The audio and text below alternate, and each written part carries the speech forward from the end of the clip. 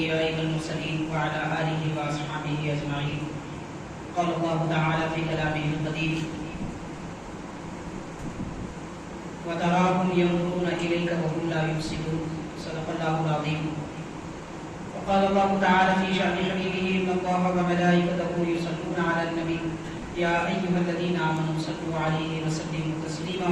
اللهم صل على سيدنا محمد وعلى آله وصحبه أفضل صلواتك وعدد معلوماتك وبارك وسلم. شہ نشین پر درگاہ افروز معزز و مکرم علماء ذی وقار،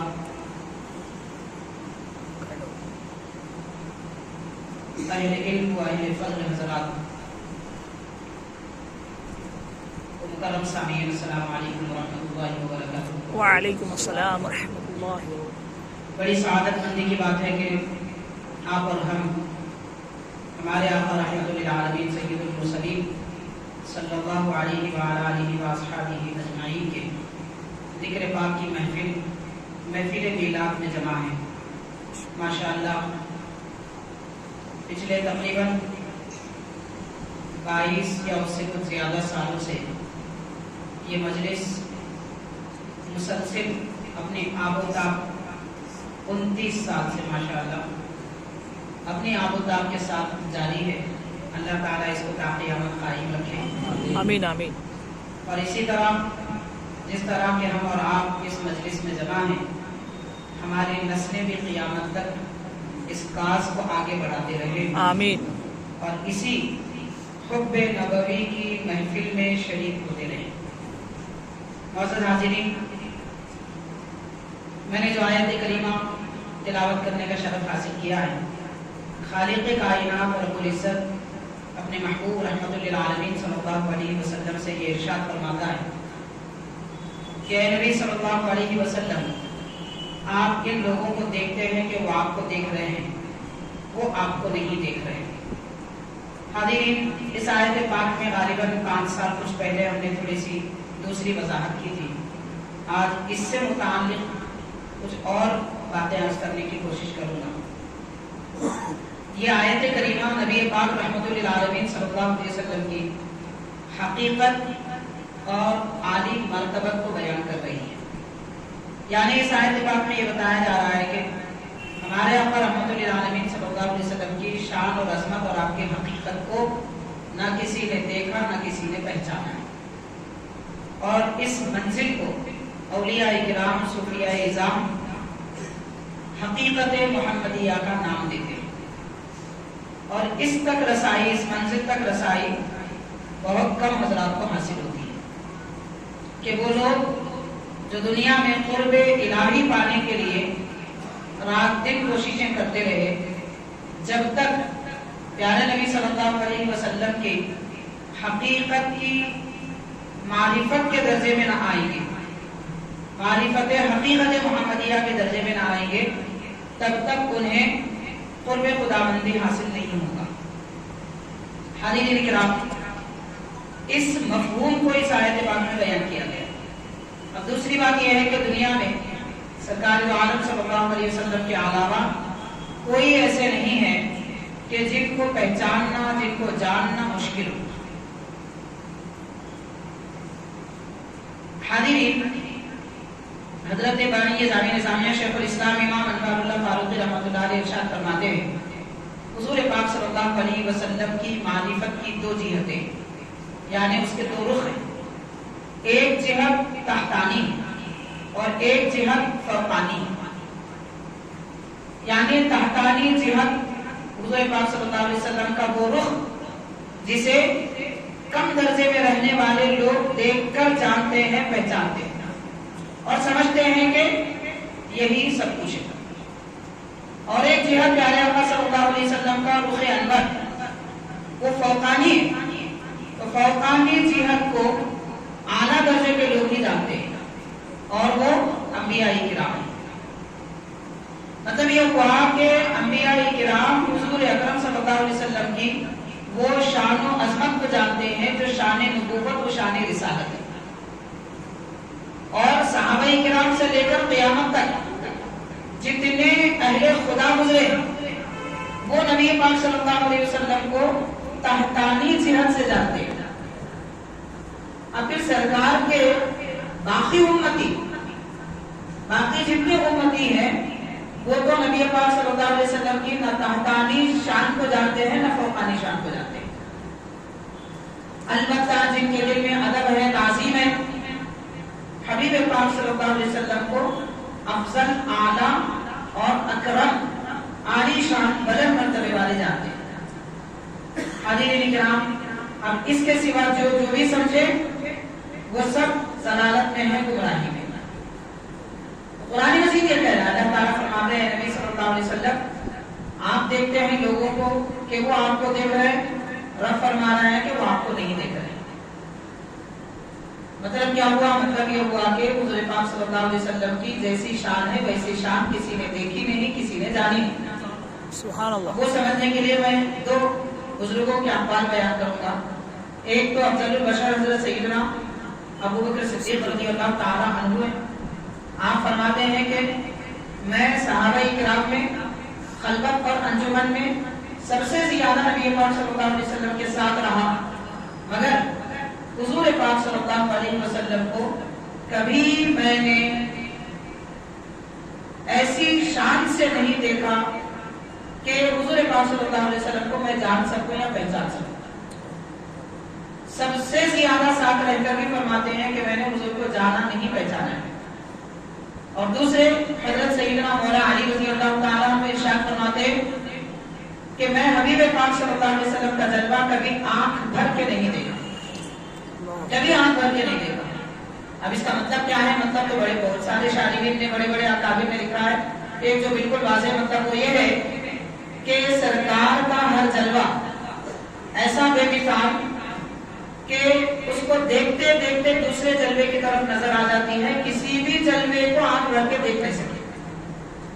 ہر جلوہ ایسا کہ اس کو دیکھنے میں دل یہ چاہتا ہے کہ یہ ایسا ہے تو پھر وہ کیسا ہوگا۔ سبحان اللہ۔ مثال کے طور پر سرکار کے لبے مبارک دیکھیں تو حضرت سیدنا مولا علی رضی اللہ عنہ فرماتے ہیں دل چاہتا ہے کہ حضور کی ناک شریف کو دیکھیں، اس میں گم ہو گئے تو دل چاہتا ہے کہ پھر پیشانی کی شان کیسی ہوگی، خط مبارک کیسا ہوگا، یعنی گال کیسے ہوں گے، چشم اقدس کیسے ہوں گے، قدم مبارک کیسے ہوں گے، ہتھیلی کی شان کیا ہوگی، انگشت مبارک کیسے ہوں گے۔ بس یہی اسی بات میں گم رہے، ساری زندگی گزر گئی مگر سرکار کو آنکھ بھر کے نہیں دیکھی۔ حاضرین کرام، دراصل دیکھنے کے متعلق چند باتیں میں آپ کے سامنے رکھنا چاہتا ہوں۔ ایک ہے رحمت للعالمین صلی اللہ علیہ وسلم نے صحابہ کرام کو دیکھا، اور دوسرا صحابہ کرام نے حضور کو دیکھا۔ تو ایک ہوتا ہے نبی کا دیکھنا اور دوسرا ہے نبی کو دیکھنا۔ اس کے پہلے پہلو پر، اول پہلو پر ہم تھوڑی سی وضاحت کرنا چاہیں گے کہ نبی پاک صلی اللہ علیہ وسلم جب کسی کو دیکھتے تو دیکھنے کی وجہ سے حضور پاک صلی اللہ علیہ وسلم کی شان تو اعلیٰ تر ہے، مگر سرکار جس کو دیکھے ان کے مراتب بڑے ہو جاتے ہیں۔ سبحان اللہ، سبحان اللہ۔ نبی پاک صلی اللہ علیہ وسلم جس کو دیکھے، صحابی کی تعریف میں، صحابی جس کو کہتے ہیں، آپ محدثین کی کتابیں پڑھیے، ایک تعریف تو یہ ملتی ہے کہ صحابی وہ ہیں جو بحالت ایمان حضور پاک صلی اللہ علیہ وسلم کو دیکھے ہوں اور حضور پاک صلی اللہ علیہ وسلم کی صحبت میں رہے۔ دوسری تعریف یہ ہے کہ صحابی وہ ہیں جن کو ان کی حالت ایمان میں نبی پاک صلی اللہ علیہ وسلم نے دیکھا۔ اگر ہم پہلی تعریف کریں، یہ پہلی تعریف مشہور ہے، یعنی جو حضور کو دیکھے اپنی حالت ایمان میں وہ صحابی، یہ مشہور ہے۔ مگر بعض ایسے صحابہ کرام ہیں جن میں چار نام تو بڑے مشہور ہیں کہ ان کو آنکھ نہیں تھی، نابینا تھی۔ ان میں حضرت عبداللہ ابن ام مکتوم رضی اللہ تعالیٰ عنہ، تو حضرت عبداللہ ابن ام مکتوم رضی اللہ تعالیٰ عنہ صحابی ہیں، انہوں نے کبھی حضور کو دیکھا نہیں۔ تو پھر صحابی کیسے ہوئے؟ وہ اس لیے صحابی ہوئے کہ سرکار نے ان کو دیکھا۔ سبحان اللہ، سبحان اللہ۔ در حقیقت صحابی وہ ہیں جن کو نبی نے دیکھا ہے، ایک بات۔ دوسرا ہے کہ ان کی حالت ایمان نے دیکھا ہے۔ تحریر کے قریب آ چکی تھی، میں چاہتا تھا کہ اس تحریر سے کچھ انگور توڑ لو، لیکن مجھے یہ خیال آیا کہ یہ جنت کا میوہ ہے،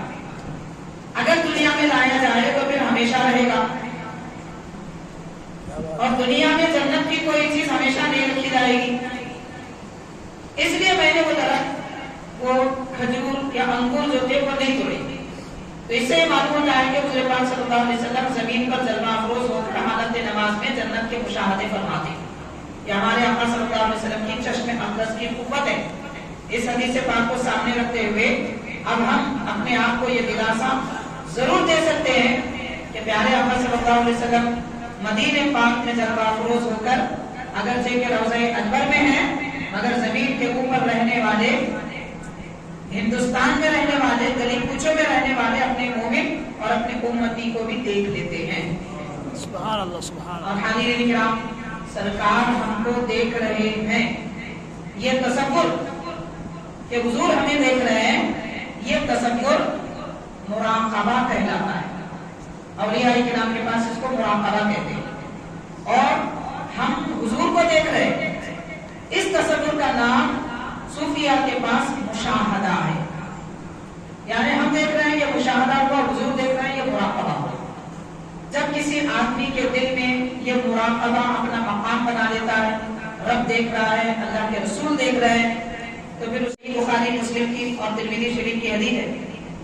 नबी पाक सल्लल्लाहु अलैहि वसल्लम ने एक मर्तबा सहाबा किराम में ऐलान फरमाया कि मेरे सहाबा, मुल्क हबशा का एक बादशाह है जिसका नाम नजाशी है, उनका इंतकाल हो चुका है, अब हम नमाज़े जनाजा पढ़ेंगे। चुनांचे नबी पाक सल्लल्लाहु अलैहि वसल्लम ने सब सहाबा को जमा किया और नमाज़े जनाजा अदा फरमाई। पांच उलमा ने कहा कि ये गायबाना नमाज़े जनाजा थी, और इसकी बुनियाद पे बाज़ लोग कहते हैं कि किसी का इंतकाल कहीं और हो गया तो हम यहाँ भी नमाज पढ़ सकते हैं, लेकिन हकीकतन अगर देखा जाए तो ये गायबाना नमाज़े जनाजा नहीं थी, बल्कि हाजिराना नमाज़े जनाजा थी। इसलिए कि नमाज अदा फरमाई वो दर हकीकत गायबाना नहीं है, इसलिए कि इमाम नववी रहमतुल्लाह अलैह और हदीस पाक की शरह लिखने वाले कदीम हज़रात ये तहरीर फरमाते हैं कि सरकार आलम सल्लल्लाहु अलैहि वसल्लम के सामने वो जनाजा मौजूद था। वो मदीने पाक से कई सैकड़ों मील दूर है, मगर उसके बावजूद हुजूर पाक सल्लल्लाहु अलैहि वसल्लम के सामने बादशाह का जनाजा मौजूद था। इस वजह से हुजूर ने जनाजे को देखकर नमाज अदा फरमाई। सुभान अल्लाह। सरकार की चश्मे अक़दस की क़ुव्वत ये है कि मदीने पाक में रहकर हबशा में रहने वाले मय्यत को भी देख लेते हैं, उसका जनाजा भी देख लेते हैं और इस तरीके से नमाज अदा फरमाते हैं। हज़रत उम्मुल मोमिनीन सय्यदतुना आयशा सिद्दीक़ा रज़ियल्लाहु तआला अन्हा इरशाद फरमाती हैं कि इन्ना नबिय्य सल्लल्लाहु अलैहि वसल्लम कमा यरा फी दौई यरा फी ज़लामी, यानी नबी पाक सल्लल्लाहु अलैहि वसल्लम जिस तरह रोशनी में प्यारे आका सल्लल्लाहु अलैहि वसल्लम देख लेते थे, अंधेरे में भी हुजूर पाक सल्लल्लाहु अलैहि वसल्लम उसी तरीके से देख लेते थे। सुभान अल्लाह। हुजूर पाक सल्लल्लाहु अलैहि वसल्लम की चश्मे अक़दस के लिए अंधेरे और रोशनी का कोई फर्क नहीं था। जिस तरह के नाबीना के लिए रोशनी और अंधेरे में कोई फर्क नहीं होता, बचपन से अगर कोई नाबीना है तो उसे मालूम ही नहीं है कि रोशनी क्या होती है, मगर सरकार दो आलम सल्लल्लाहु अलैहि वसल्लम के चश्मे अक़दस के लिए अंधेरे का तसव्वुर नहीं। आज हम अंधेरे में अगर चले जाते हैं तो कम से कम टॉर्च को इस्तेमाल करते हैं ताकि कोई चीज अच्छी तरह नजर आ जाए, मगर हुजूर पाक सल्लल्लाहु अलैहि वसल्लम को इसकी कोई हाजत और जरूरत नहीं थी। इससे पता चला अल्लाह ने हमारे नबी के आंखों को ऐसी रोशन मुनव्वर बनाया था कि उन आंखों के लिए रोशनी की भी जरूरत नहीं, इसलिए कि वो आंखें खुद मुनव्वर है। ये हमारे आका सल्लल्लाहु अलैहि वसल्लम का देखना। और दूसरा, मखलूक और उम्मती हुजूर पाक सल्लल्लाहु अलैहि वसल्लम को देख रहे हैं। उसके मुताबिक चंद अहादीस पाक और थोड़ी सी तफसील पेश करके मैं अपनी बात खत्म करूंगा। हाज़िरीन,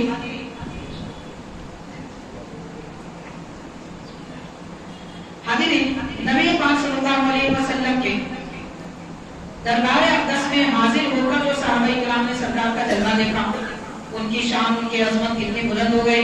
हुज़ूर पाक सल्लल्लाहु अलैहि वसल्लम ने फरमाया, मेरे सहाबा अगर आधा सा जौ खैरात करें, उनके बाद वाले सोने का पहाड़ भी खैरात करें तो वो फजीलत नहीं पा सकते जो सहाबाए किराम ने आधा सा जौ खैरात करके पाया है। आधा सा जौ की मिक़दार जामिया निज़ामिया के तहक़ीक़ और फतवे के मुताबिक 1.25 किलो की होती है। तो सहाबाए किराम 1.25 किलो अल्लाह की राह में खर्च करें, बाद वाले सोने का पहाड़ भी खर्च करें तो वो मर्तबे को नहीं पहुंच सकते। ये फजीलत उनको क्यों हासिल हुई? सिर्फ इस वजह से कि हालत ईमान में उन्होंने अल्लाह के नबी का जलवा देखा। सुभान अल्लाह, सुभान अल्लाह। मुअज़्ज़ज़ हाज़िरीन, نبی پاک صلی اللہ علیہ وسلم کے جلوے دیکھنے کے متعلق احادیث پاک میں بڑی تفصیل سے آتی ہے، اور سرکار دو عالم صلی اللہ علیہ وسلم کو جن شخصیتوں نے بیداری کی حالت میں دیکھا ان کو صحابی کہتے ہیں، لیکن پیارے آقا نے اپنی امت پر مہربانی کرتے ہوئے یہ بھی ارشاد فرما دیا کہ اے وہ میرے امتیوں، قیامت تک اگر تم مجھے خواب میں دیکھ لو تو یاد رکھو کہ تم نے مجھی کو دیکھا ہے۔ سبحان اللہ سبحان اللہ۔ صحیح بخاری ترمذی کی حدیث ہے، پیارے آقا صلی اللہ علیہ وسلم نے فرمایا من رآنی فی المنام فقد رآنی، کہ جس نے مجھے خواب میں دیکھا اس نے مجھی کو دیکھا۔ ایک بات تو تاکید فرما دی سرکار نے، اس میں کرم ہے امت مسلمہ پر حبیب پاک صلی اللہ علیہ وسلم کا، آج بھی اگر کسی کے دل میں تڑپ ہے وہ اللہ کے حبیب کو دیکھ سکتا ہے، سبحان اللہ۔ جلووں کا مشاہدہ کر سکتا ہے، محرومی کی کوئی بات نہیں ہے۔ دیدار کے دروازے کھلے مگر یہ قوم اس دروازے میں داخل ہونا نہیں چاہتا۔ آج ہم دیکھیں، آج ہماری قوم کا حال ہو چکا ہے، بڑے بڑے مناظر دیکھنا چاہتے ہیں اور بیچز کی سیر کرنا چاہتے ہیں، پارکوں میں اپنی زندگی گزارنا چاہتے ہیں، مخلوقات کے بنائے ہوئے تعمیرات میں منہمک ہے اور گم ہے۔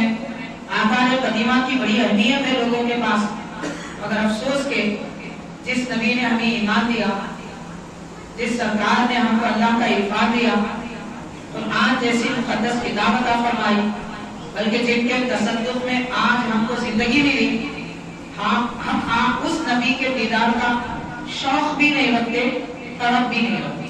اللہ اکبر۔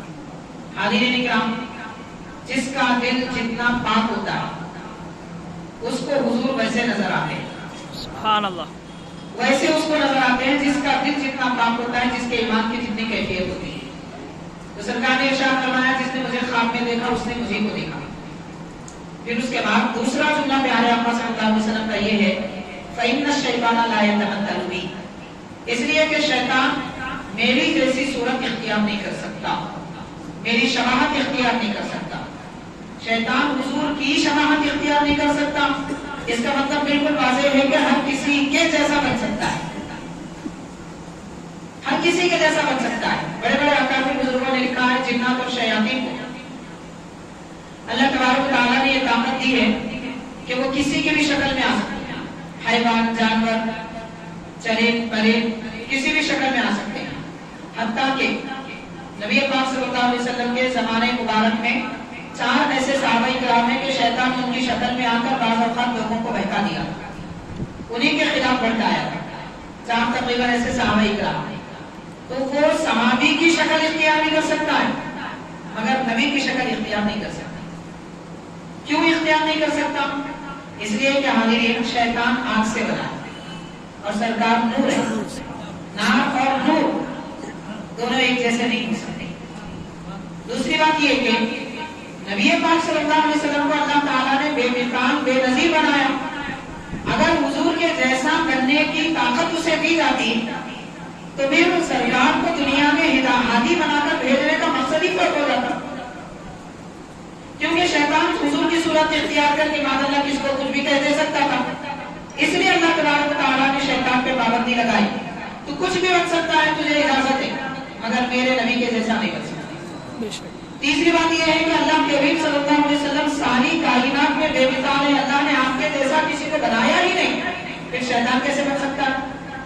شیطان کچھ دیر کے لیے کوئی صورت کسی کے اختیار بھی کر لے تو وہ صورت عارضی ہے، وقتیہ ہے، ہمیشہ کی نہیں ہے۔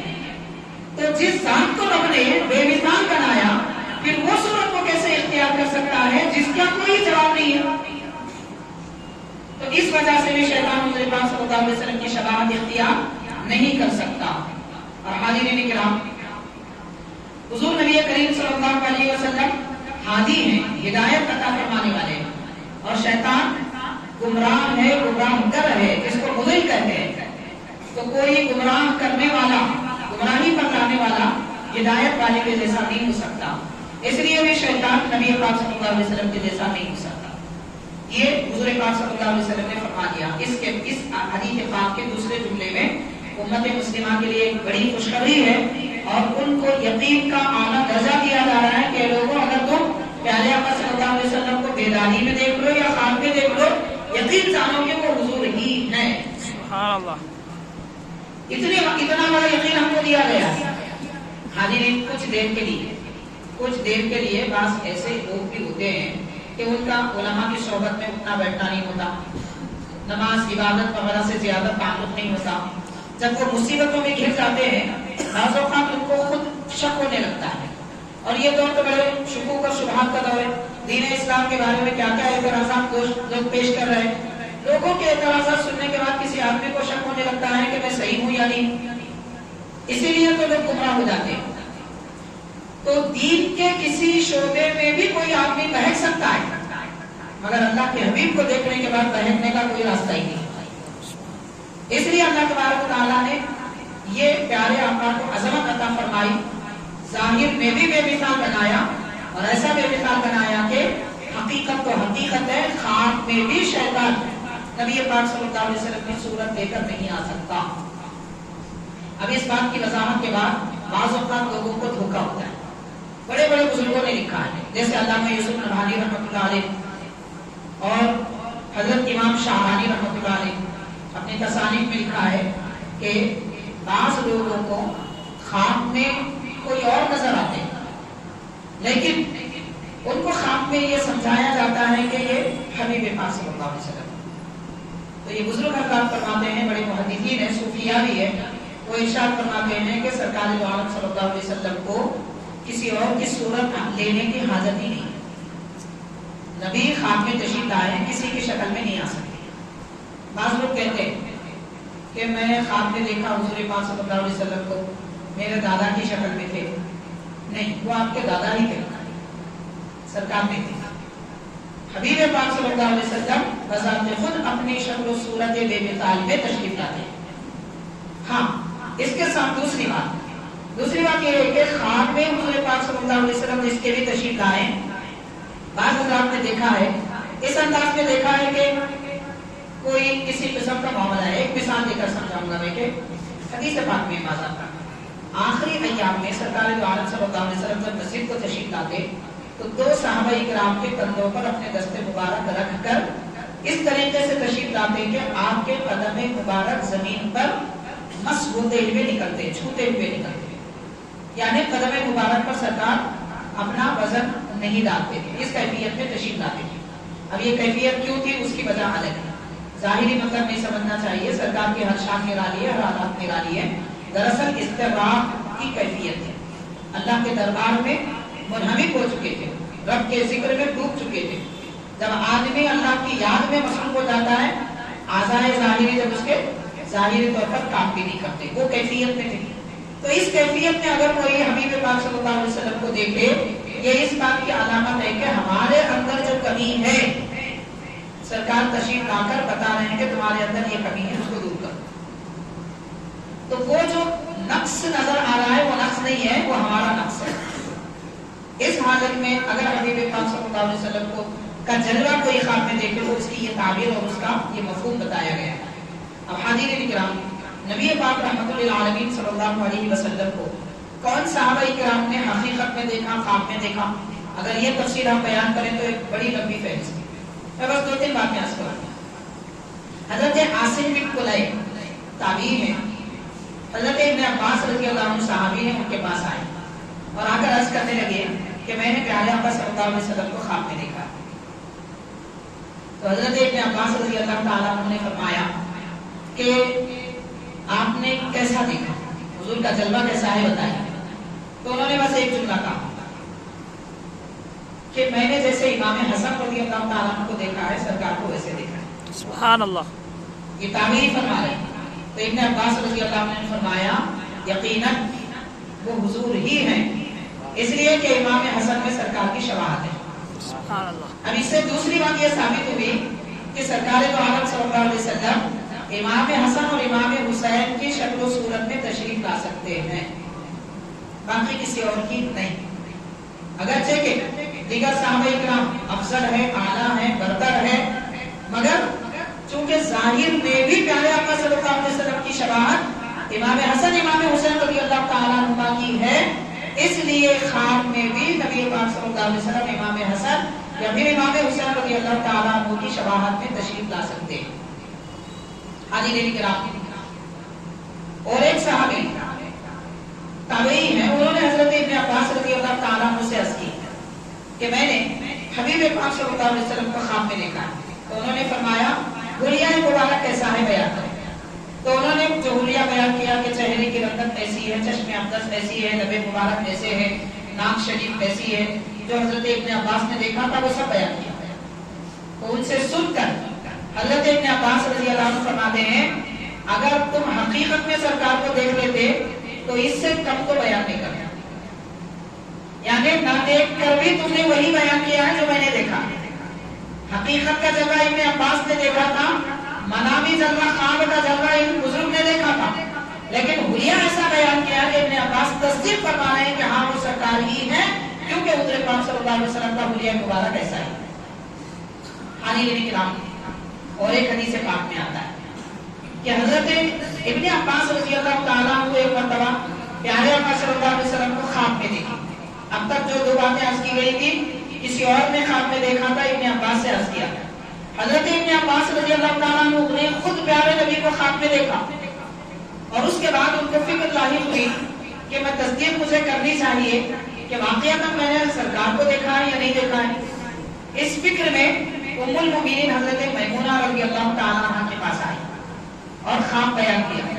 تو حضرت میمونہ رضی اللہ تعالیٰ عنہ ام المؤمنین ہیں، اپنے مقام سے اٹھی اور حضرت ابن عباس کے پاس دو چیزیں لائی، ایک آئینہ اور دوسرا جبہ مبارک، اور فرمایا یہ جبہ سرکار کا جبہ ہے، یہ آئینہ وہ آئینہ ہے جس میں سرکار اپنا چہرے انور دیکھتے تھے. سبحان اللہ. آپ نے کہا کہ خواب میں نے حبیب کو دیکھا ہے تو آپ یہ آئینہ دیکھ لیجیے. اب نہیں معلوم وہ آئینہ دکھانے میں کیا راز تھا. حضرت ابن عباس رضی اللہ عنہ فرماتے ہیں میں نے جب وہ آئینہ دیکھا، حضور کا چہرہ دیکھا، میرا چہرہ مجھے نظر نہ آیا. سبحان اللہ سبحان اللہ. پیارے آقا صلی اللہ علیہ وسلم نے کیا فرمایا؟ دوسری حدیث شریف کی طرف ہم چلتے ہیں. حبیب پاک نے فرمایا من رآنی فی المنام فسیرانی فی الیقظۃ، کہ جس نے مجھے خواب میں دیکھا وہ ضرور بیداری میں بھی دیکھ لے گا. تو ابن عباس رضی اللہ تعالیٰ عنہ نے خواب میں نبی کا جلوہ دیکھا تھا اور آئینے میں حقیقت میں سرکار کو دیکھا. سبحان اللہ سبحان اللہ. اور یہ جو نعمت ہے یہ صرف آئینے کی حد تک نہیں ہے، بعد میں کئی ایسے بڑے اکابر گزرے ہیں کہ جن کو بھی حضور نے خواب میں اپنا جلوہ دکھایا، انہوں نے حقیقت میں پیارے آقا صلی اللہ علیہ وسلم کو دیکھا ہے. اب اس کے متعلق بہت سارے بزرگوں کے واقعات ہیں، میں انشاءاللہ 4 یا 5 بزرگوں کے واقعات آپ کے گوشے گزار کروں. حاضرین کرام، ماشاءاللہ جن کا نام سننے کے بعد روح تازہ ہو جاتی ہے، میری تو ہوتی ہے، آپ کی اس سے بڑھ کے ہوں گی. وہ اس لیے کہ حضرت سیدنا نظام الدین محبوب الہی رضی اللہ عنہ، سبحان اللہ. حضرت نظام الدین محبوب الہی رضی اللہ تعالیٰ عنہ کے متعلق آپ کی سیرت کی کتاب، قدیم کتاب میں غالباً 150 سال پہلے کی قدیم کتاب ہے، تو اس کتاب میں لکھا ہوا ہے کہ حضرت نظام الدین محبوب الہی رضی اللہ تعالیٰ عنہ کا یہ معمول تھا کہ آپ ہر چند دن میں عالیشان پکوان کرتے اور حضور پاک صلی اللہ علیہ وسلم کی خدمت میں ہدیہ پیش کرتے. جو لوگوں کو آپ پکوان کر کے کھلاتے تھے اس کا ثواب پیارے آقا صلی اللہ علیہ وسلم کی خدمت میں ہدیہ پیش کرتے. اور سیدھا سا مطلب اس کا یہ ہے کہ آپ نظر کرتے، نیاز کرتے، فاتحہ پیش کرتے.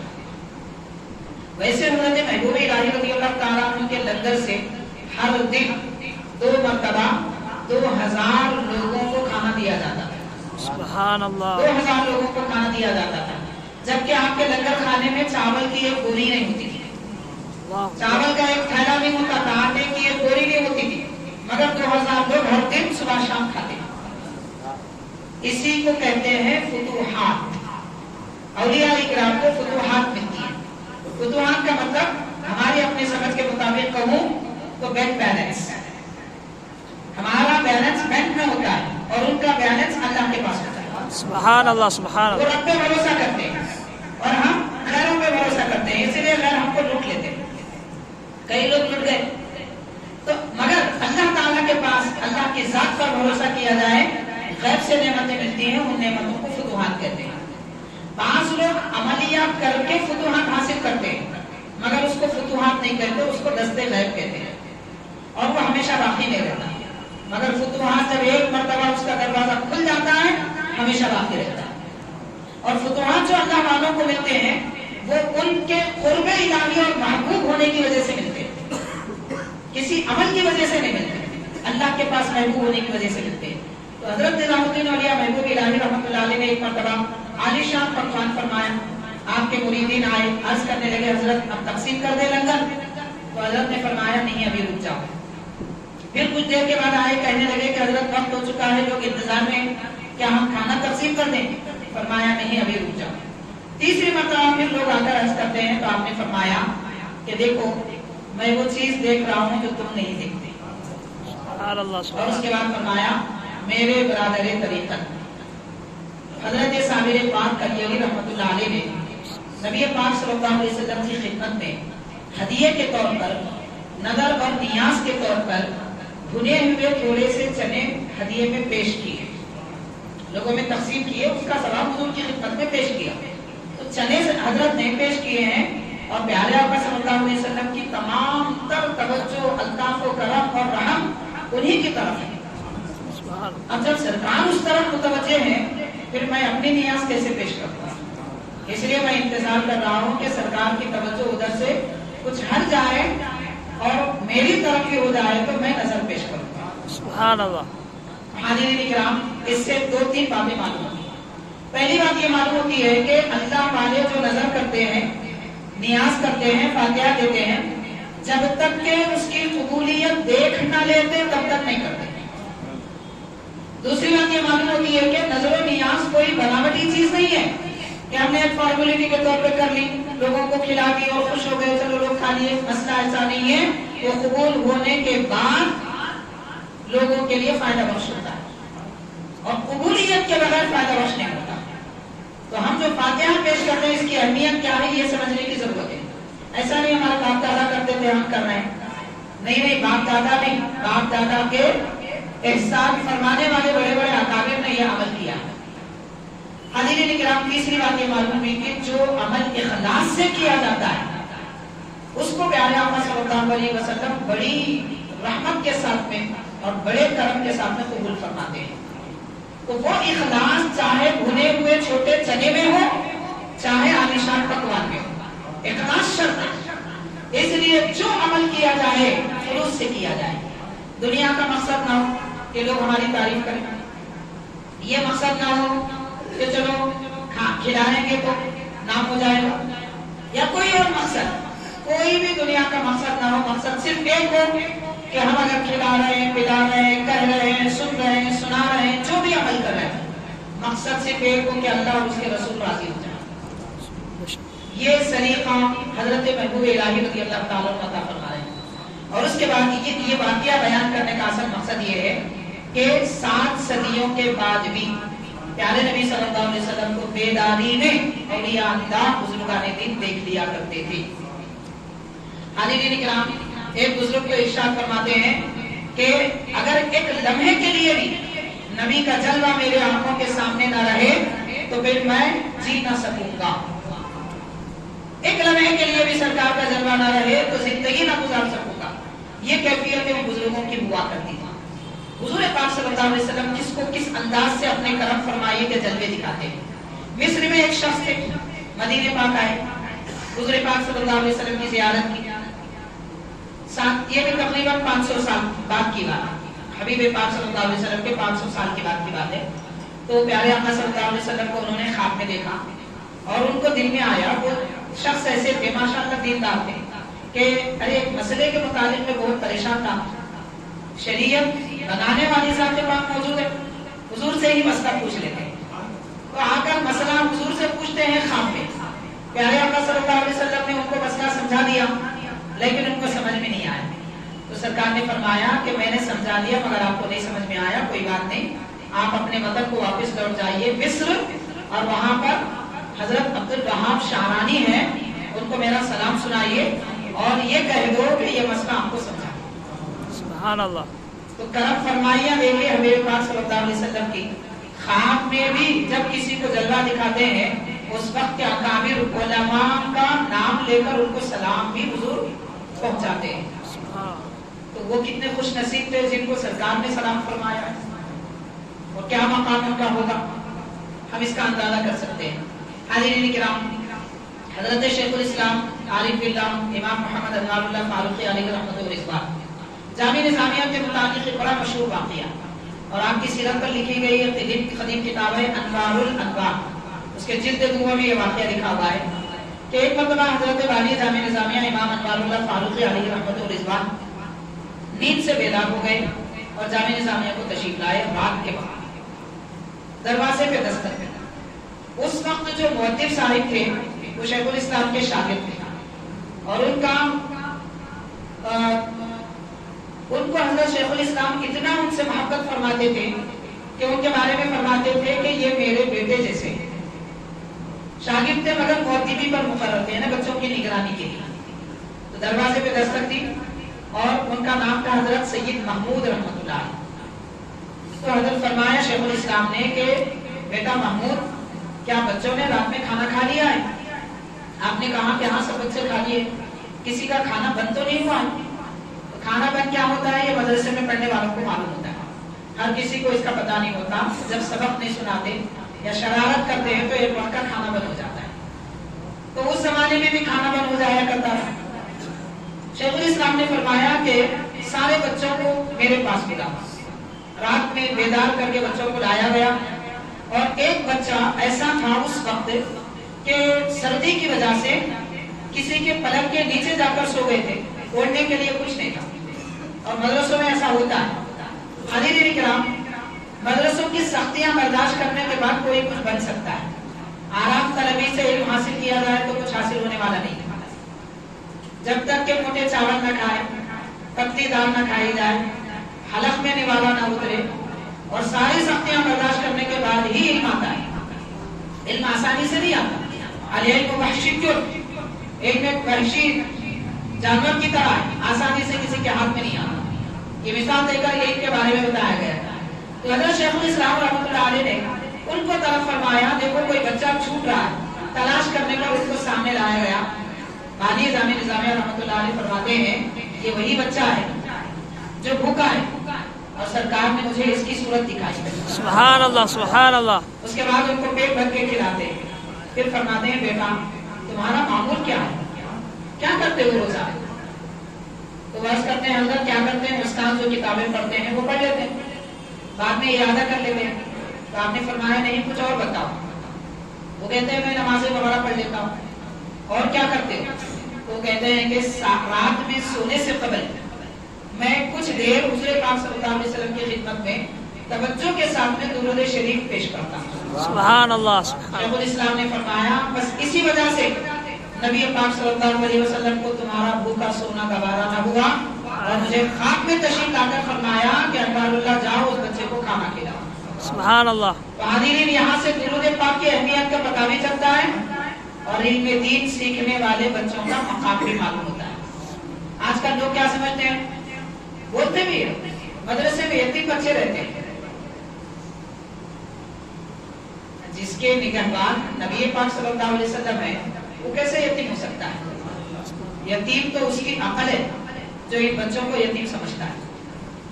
उसकी अकल यतीम है जो इल्म हासिल करने वालों को यतीम समझता है। हाज़रीन किराम, मदरसा यतीम खाना नहीं होता। मदरसा तो दर हकीकत उलमा को पैदा करने का एक मरकज है। तो पढ़ने वाले तलबा का मकाम क्या होता है? देखने के लिए फटे पुराने कपड़े होते हैं, बेइज्जती का लिबास पहन लेते हैं। खैर वैसे आजकल वैसे बच्चे नहीं रहे, मैं पुराने जमाने की बात कर रहा हूँ। आजकल तो माशाअल्लाह मदरसे के बच्चे बड़े आलीशान कपड़े पहनते हैं, एयर कंडीशन में रहते हैं और मिनरल वाटर पीते हैं, बासमती चावल खाते हैं, बकरे का गोश्त खाते हैं। वो जमाना चले गया, पुराना जमाना जिसमें मुश्किल आते हैं। आजकल मदरसों में बड़ी सहूलत है। ये सहूलतें मदरसों में ना रखी जाए तो आज बच्चे पढ़ने को तैयार भी नहीं है, इसलिए सहूलतें भी रखना पड़ता है।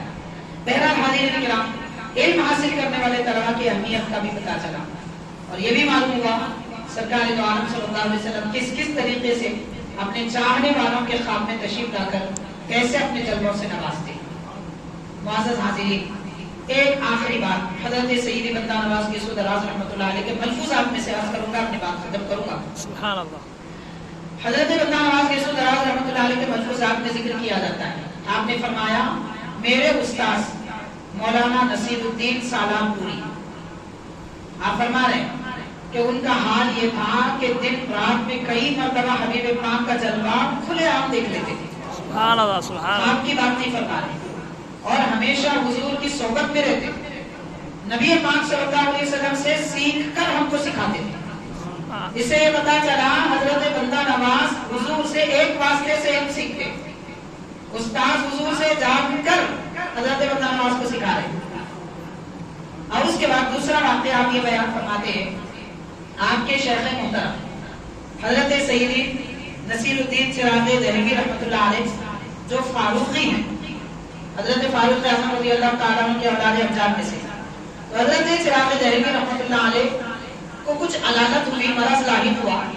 آپ کے معتقدین میں سے ایک شخص طبیب تھے، ڈاکٹر تھے. اس زمانے میں انہوں نے جڑی بوٹی آلوشام بنا کر ایک معجون بنایا، حلوہ، کھانے کا حلوہ بنایا اور آپ کی خدمت میں پیش کیا کہ حضرت آپ کو جو مرض ہے وہ اس دوا سے ظاہر ہو جائے گا، اس کا علاج ہو جائے گا. اور پھر یہ بھی کہا کہ حضرت چراغ دہلوی رحمۃ اللہ علیہ سے وہ کہہ رہے ہیں کہ طبیب کہہ رہے ہیں اس میں میں نے کوئی ایسی دوا نہیں ملائی جس میں کوئی شبہ ہو یا حرام کی دوا، کوئی حرام چیز یا شبہ کی چیز نہیں ملائی، پاک دوائیوں سے میں نے یہ معجون بنایا. حضرت چراغ دہلوی رحمۃ اللہ علیہ کا معمول تھا کہ نماز عشاء کے بعد تنہائی میں ہو جاتے اور نماز فجر کے وقت میں اپنے مریدین کے ساتھ باجماعت نماز پڑھتے. لیکن آج کی بات جب یہ معجون پیش کیا گیا تھا، آدھی رات میں حضرت باہر تشریف لائے اور جتنے مریدین آرام کر رہے تھے ان کو دستک دے کر اٹھایا اور اپنے ایک خادم کو بلایا جن کا نام بشیر تھا اور فرمایا کہ جو طبیب صاحب نے مجھے یہ معجون دیا ہے انہیں بلانا. وہ ان کے گھر میں گئے رات میں. رات کا وقت اس وقت رات کا ہوتا تھا، آج کل نہیں ہوتا. آج کل تو لوگ دن میں سوتے ہیں، رات میں جاگتے ہیں. تو وہ رات کا وقت تھا، مگر وہ گئے گھر پر، انہیں بلا لائے. حضرت ناراض ہو گئے اور فرمایا کہ میں تم سے اس لیے ناراض ہوں کہ یہ معجون جو تم نے ہم کو دیا ہے اس میں کوئی نہ کوئی خرابی ہے. جاؤ اسے لے جاؤ، میں نے اسے استعمال نہیں کیا لیکن اسے لے جا کر کہیں دفن کر دو. وہ طبیب گئے، دفن کیا. اب ان کو کہاں سے نیند آ گئی؟ نیند آئے گی کیسے کہ حضرت ناراض ہے. رات بھر حضرت کی خانقاہ میں بیٹھے رہے، نماز فجر ادا کی. اشراق کے وقت میں حضرت لوگوں سے ملاقات فرماتے تھے. حضرت چراغ دہلوی رحمۃ اللہ علیہ اشراق کے وقت میں لوگوں سے ملاقات فرماتے تھے. یہ طبیب صاحب بھی لوگوں کے ساتھ حضرت کی خدمت میں آئے. سارے لوگ مل کر چلے گئے، یہ عبادت کھڑے رہے اور پھر عرض کیا کہ حضرت میں نے کوئی حرام چیز اس میں نہیں ملائی ہے. تو حضرت چراغ دہلوی رحمۃ اللہ علیہ فرماتے ہیں میں نے کہا کہ آپ نے کچھ ملایا ہوگا. دراصل میرا حال یہ ہے کہ میں ہر شب حبیب پاک صلی اللہ علیہ وسلم کے دربار میں حاضر ہوتا ہوں. سبحان اللہ سبحان اللہ. آج آدھی رات گزر گئی، میرے لیے حاضری کے دروازے نہیں کھلے اور میں نے آج کے دن کوئی ایسا عمل نہیں کیا کہ جس کی وجہ سے میں سمجھوں کہ دربار نبوی سے محروم ہوں، سوائے اس معجون کے جو میرے پاس رکھا ہوا ہے. وہ نہ ہو گڑبڑ اسی میں. اسی وجہ سے میں اللہ کے نبی کے دربار میں حاضر نہ ہو سکا. تو کیسے بڑے اکابر گزرے ہیں، ہر رات حضور کی خدمت میں حاضر ہوتے. حاضرین کرام، حضرت شیخ عبدالعزیز دباغ رحمۃ اللہ علیہ اپنی کتاب میں لکھتے ہیں کہ ہر رات دنیا بھر کے اولیاء کرام غار حرا میں، جبل نور میں حضور پاک صلی اللہ علیہ وسلم کی خدمت میں حاضر ہوتے ہیں. وہ ولی بھی جو موجود ہیں، وہ ولی بھی جو انتقال فرما چکے ہیں، جو موجود ہیں ان کا لباس الگ رنگ کا ہوتا ہے، جو انتقال فرما چکے ہیں ان کا لباس الگ رنگ کا ہوتا ہے. حبیب پاک صلی اللہ علیہ وسلم کا تخت درمیان میں بچھا ہوا ہوتا ہے. حضور تشریف لاتے ہیں اور سرکار دو عالم صلی اللہ علیہ وسلم کے ساتھ خلفائے راشدین بھی ہوتے ہیں. نبی پاک صلی اللہ علیہ وسلم کے ساتھ حسنین کریمین بھی ہوتے ہیں. حضور پاک صلی اللہ علیہ وسلم کے ساتھ سیدہ کائنات بھی ہوتی ہے، امہات المومنین بھی ہوتی ہے. اور سرکار کے بائیں جانب پردے میں تمام امہات المومنین حضرت فاطمہ رضی اللہ تعالیٰ عنہا بیٹھتی ہیں اور حضور پاک صلی اللہ علیہ وسلم کے سیدھے جانب خلفائے راشدین رہتے ہیں. سامنے کی جانب حسنین کریمین ہوتے ہیں، ان کے پیچھے حضور غوث پاک کا تخت ہوتا ہے اور ان کے پیچھے سارے اولیاء ہوتے ہیں. سبحان اللہ. تو یہ مقام جو غار حرا میں اولیاء کرام کے جمع ہونے کا ہے. کل اولیاء اللہ ہر رات حضور کی خدمت میں جاتے ہیں. حاضرین کرام، اللہ کے نبی نے ہم گناہگاروں کے لیے بھی یہ دروازہ کھلا رکھا ہے اور ارشاد فرمایا جس نے مجھے خواب میں دیکھا اس نے مجھے کو دیکھا. اب دیکھنے کی کوشش کرنا چاہیے. کیسے دیکھیں؟ حضرت علامہ یوسف نبہانی رحمۃ اللہ علیہ فرماتے ہیں کہ ہر دن کثرت سے درود پڑھیں تو نبی پاک صلی اللہ علیہ وسلم کی خدمت میں حاضری کا موقع ملتا ہے. کثرت کس کو کہتے ہیں اس کا پتہ نہیں، قلت کس کو کہتے ہیں وہ بتایا گیا ہے. ایک بزرگ فرماتے ہیں، ان سے پوچھا گیا کم از کم درود کتنا پڑھنا چاہیے ہر دن؟ تو انہوں نے فرمایا کم از کم 3000 مرتبہ پڑھیں. ہر دن کم از کم 3000 بار درود پڑھے. اور وہ فرماتے ہیں میں 7500 مرتبہ پڑھتا ہوں. پھر اس کے بعد یہ بھی ارشاد فرماتے ہیں کہ میں نے ابتدا 7.5 سے کی تھی، لیکن میرے سامنے کوئی جلوے نہیں کھلے، اس لیے میں درود بڑھاتا رہا. اتنا بڑھایا کہ 40 سال کی عمر ہونے تک 80,000 مرتبہ میں ہر دن درود پڑھتا ہوں. سبحان اللہ. 40 سال کی عمر تک بڑھاتے ہوئے 80,000 تک پہنچے. اور فرماتے ہیں اس وقت میری عمر 90 سال سے بڑھ کے ہے اور میں 40 سال کی عمر سے آج تک ہر دن 80,000 بار درود پڑھتا ہوں. سبحان اللہ. اور جب درود 80,000 بار پڑھتے پڑھتے میری عمر 40 سال کو پہنچی تب مجھے محسوس ہوا کہ میں سرکار کے قریب ہو رہا ہوں. سبحان اللہ. تو اندازہ کیا جائے کم از کم اتنا ہے 3.5 یا 7.5. تو پھر زیادہ سے زیادہ درود کی کثرت کیا ہوگی؟ تو جتنا زیادہ درود پڑھیں گے اللہ کے حبیب صلی اللہ علیہ وسلم کی قربت جلوے اتنے کھلتے جائیں گے. حاضرین، ساری بات کا خلاصہ میں عرض یہ کرنا چاہتا ہوں کہ ہم میلاد آتا ہے، میلاد منا لیتے ہیں، خوشیاں منا لیتے ہیں، مبارکبادیاں دے لیتے ہیں، محفلوں میں شریک ہو کر سن لیتے ہیں، مگر اللہ کے حبیب صلی اللہ علیہ وسلم سے وابستگی کس طریقے سے ہو سکتی ہے؟ وہ تعلق مضبوط کرنے کی ضرورت ہے. آج ہمارے پاس سب کچھ ہے، ہم کہہ رہے دولت نہیں ہے، جھوٹے. شہرت نہیں ہے، جھوٹے. منصب نہیں ہے، جھوٹے. سب جھوٹے. ہمارے پاس اگر کچھ نہیں ہے تو صرف ایک ہی بات ہے اور وہ ہے ہمارا نبی سے تعلق.